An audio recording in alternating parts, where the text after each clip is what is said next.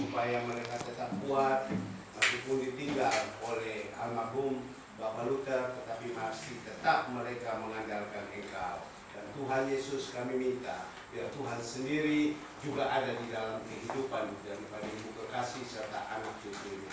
Makasih Bapak, sebentar kami akan mendengar satu kebenaran firman. Biar Kau pakailah hamba-Mu, Kau urapi hamba-Mu, berikan kuasa otoritas, agar supaya apa yang hamba-Mu sampaikan bukan menurut kehendak pikiran hamba-Mu, tetapi menurut kehendak Roh Kudus sendiri.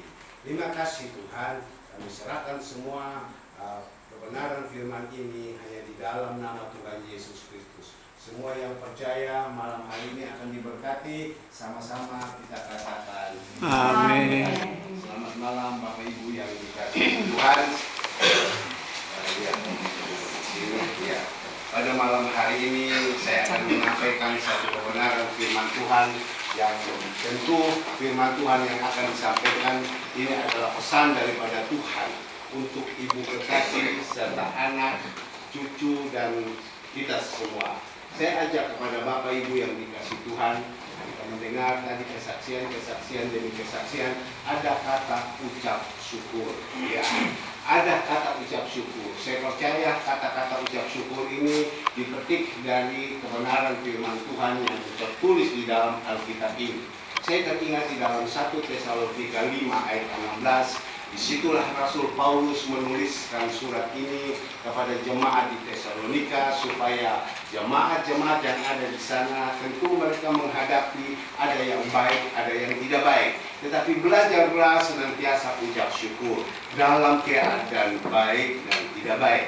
Pada malam hari ini saya juga diizinkan untuk menyampaikan kebenaran firman Tuhan. Saya diizinkan datang ke sini. Ada juga keadaan baik dan ada juga keadaan tidak baik. Kalau mungkin Bapak Ibu bertanya apa keadaan baik, saya bisa dipercayakan menyampaikan kebenaran. Apa keadaan baik, saya bisa datang di sini untuk bisa menghibur.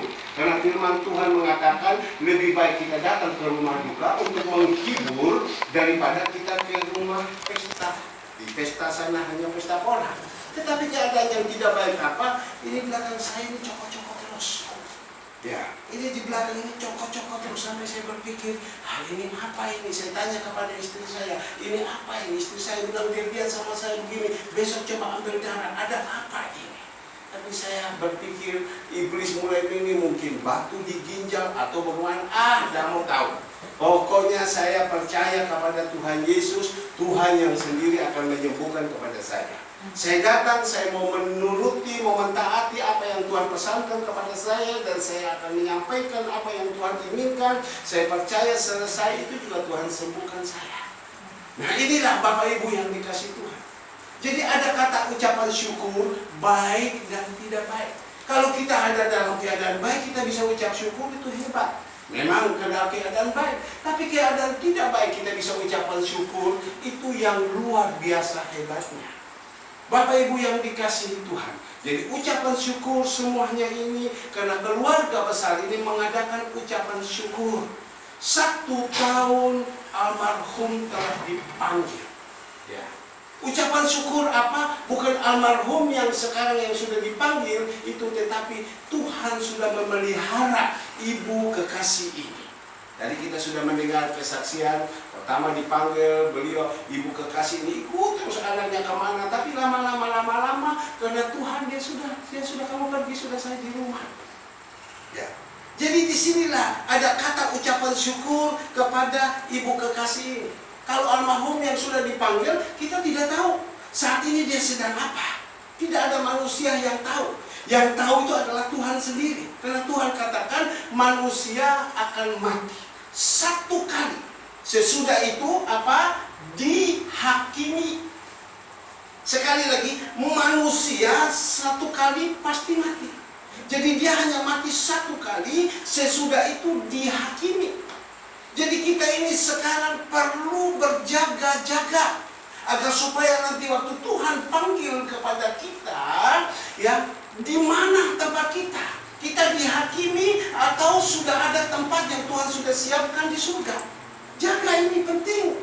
Ya, kadang orang kurang begitu memperdulikan segalanya semua. Ya, kemarin saya pergi ke teman saya dokter. Saya pergi sana, saya ngobrol-ngobrol dengan dia katakan kepada saya, dia bilang, ya sekarang kita harus jaga, apalagi tekanan darah tinggi, kita harus jaga. Kenapa harus jaga? Ada zaman pasien saya datang, periksa, saya sudah kasih obat karena dia flu, apa segala semua saya sudah kasih obat. Besok pagi dia bangun, mulutnya udah pencong, mau ngomong sudah tidak bisa lagi. Ya, malah masih baik, pagi itu udah pencong, sudah tidak bisa lagi.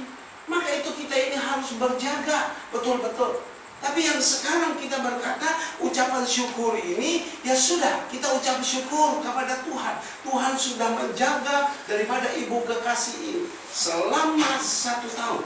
Saya ingat betul-betul ibu kekasih ini dulu waktu masih bersama-sama dengan almarhum, dia sering sakit. Kadang kalau sudah sakit, saya datang besuk di sini, dia sakit setengah mati. Tetapi sesudah dipanggil, sekarang dia sehat.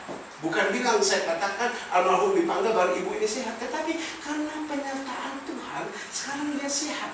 Jarang-jarang saya ditelepon atau diminta, Pak ini ada sakit tolong datang. Kalau dulu 1 bulan mungkin 2 kali saya datang masuk ke kamarnya di situ, dipaksakan untuk bangun. Saya bilang, nggak usah duduk saja, kita doakan karena vertigo.